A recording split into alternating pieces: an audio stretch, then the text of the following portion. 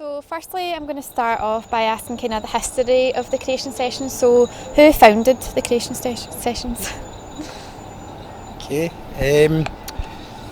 The reason we get involved with the creation sessions and how it all came about was Al McGee runs a night in Liverpool, and I manage a few bands. So one of my bands, the Beat Movement, played on Alan's night in Liverpool, and off the back of that we kind of built a relationship, and good friends with Pete McLeod, singer-songwriter, who sang to Alan. Pete kind of started the creation sessions in Scotland, and I helped him out with some of the nights. Harry's a friend of Alan's, and he's kind of set up a kind of platform for it in Edinburgh as well. So together we've kind of united it as Creation Sessions Scotland. Nice. So will it be expanding anywhere else or just stay in Edinburgh and Glasgow?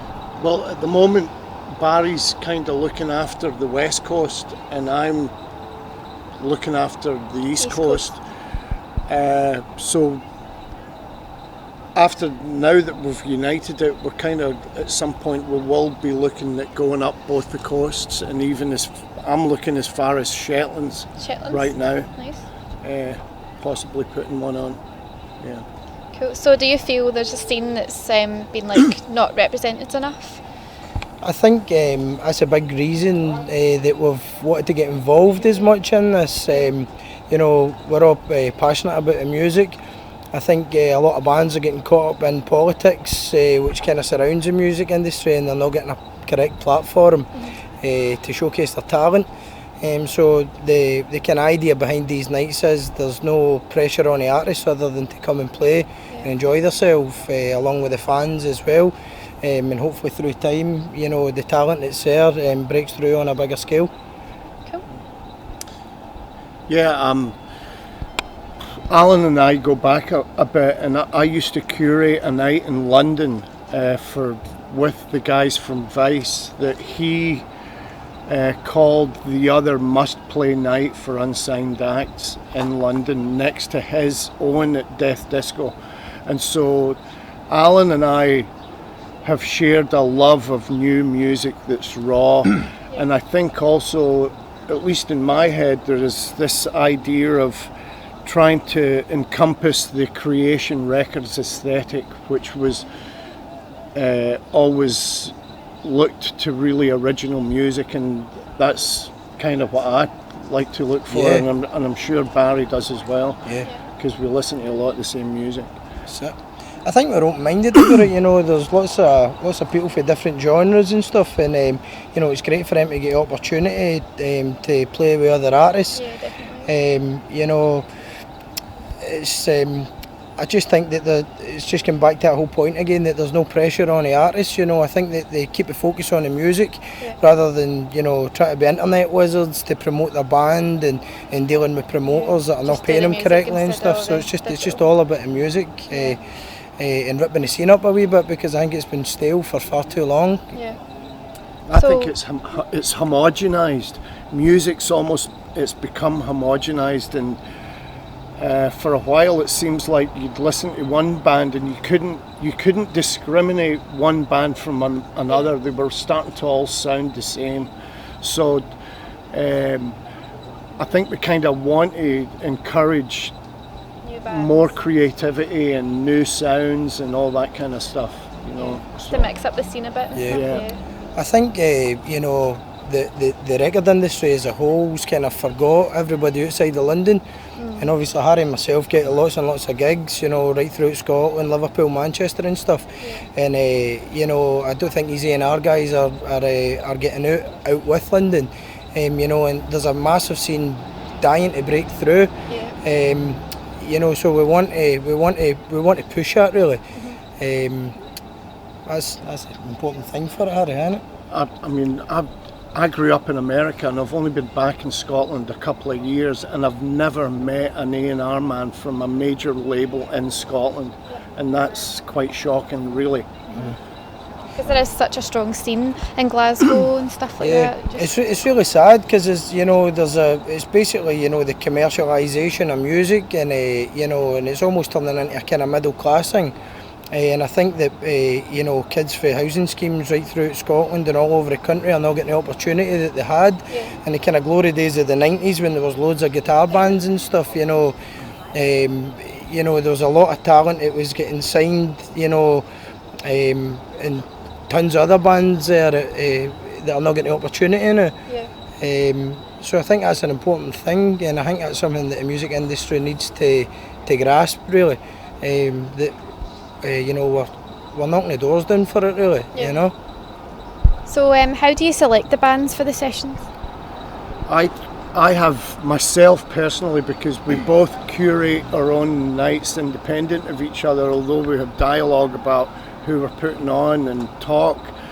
But I've got quite a strict process for curating the nights for myself that I kind of adopted when I was in London and doing stuff with Andy Capper from Vice. And to be honest, I tell the bands that I'm looking at, they can't do any covers. It has to be original. I'll have them send me audio files, any video files, but I'll also try and watch them live, and so that I can get the whole experience, not just like an audio file. That's what I do. I think I've got quite a lot of friends, especially on the west coast of Scotland. They play in lots of different bands, lots of different genres of music, whether it's rock and roll bands or hip hop artists or dance guys, whatever the scene is. It's always interesting to go and watch a variety of music. You know, so it's not one particular genre of music that will be on these nights. And I think that's important that you know, that we mix it up a bit. Aye, so effectively we're doing our own enough, you know. I think what's really inspiring is, you know, the response has been incredible with people sending their tracks, so it just shows you how passionate people are about the music, which is great. Yeah, definitely. So where will they be held? Is it a different venue each time, or? In Edinburgh, we've established, we've held two in Edinburgh, and they've been established at Electric Circus, and we have a good relationship with Michael Lambert, who's the live manager there and also looks after Father, Son and Idlewild, and so we've got kind of good support from his team at Electric Circus. So for the moment that in Edinburgh, it'll be residing there. For Glasgow, I think you know, the last few that Pete McLeod done, we had a lot of great acoustic artists on, and we had it in the Saturday afternoons. It was quite an intimate setting, and the focus was on the songwriters, which was really great because, you know, Pete's had you know, he's cut his teeth, you know, playing an acoustic guitar for years and years. So it was really great on a Saturday afternoon to have kind of intimate settings for the acoustic acts, with people, you know, paying great attention to listening to the actual songwriter, and then obviously incorporated the bands into it as well. We had the last one at Nice and Sleazy's, tonight's at Record Factory. I think what's important is we'll try a few venues in Glasgow, see where the shoe fits best, see which venue wants to support us. You know, it's a great name. You know, we want to get away from this whole kind of pay-to-play promoter shit that's in the industry. We're doing our own thing with it, and you know, I think that people will roll with it, or else we'll just roll over them, and we'll create our own scene with us. You know. So is there anything else you'd like to add before we go? It's great to be working with Harry. So Likewise. It's fantastic, building a great friendship with this guy, which is magic, you know. Jerry Cinnamon calls me a music pervert, which is probably quite fitting, so I think the two of us are probably on the same mould on that one, Harry. I think, you know, it's great for the Hayes for Liverpool have come up here tonight, which is fantastic. It's an amazing scene in Liverpool. Got lots of friends down there who are, you know, gave us the opportunity to play. I seen them guys playing in the Magnet down there, and I think it's great that the boys have travelled up, and we'll give bands for Liverpool. The people have gave us the opportunity to travel the same to come up to Scotland and play as well. So just a thanks to everybody behind the scenes. Pat Maguire, who takes photos of bands and is a massive help to us all. We really appreciate it. Yourself, Lindsay, for coming along, interviewing the artists. for all the people that come and watch the bands and support the night, it's great, you know, and for all the bands that are playing tonight, Tony Etherson, Jamie Coleman and his band, the Giants, and the Jackals as well. Fantastic. Right, is that everything? Thank you, Lindsay. No worries. Thank you.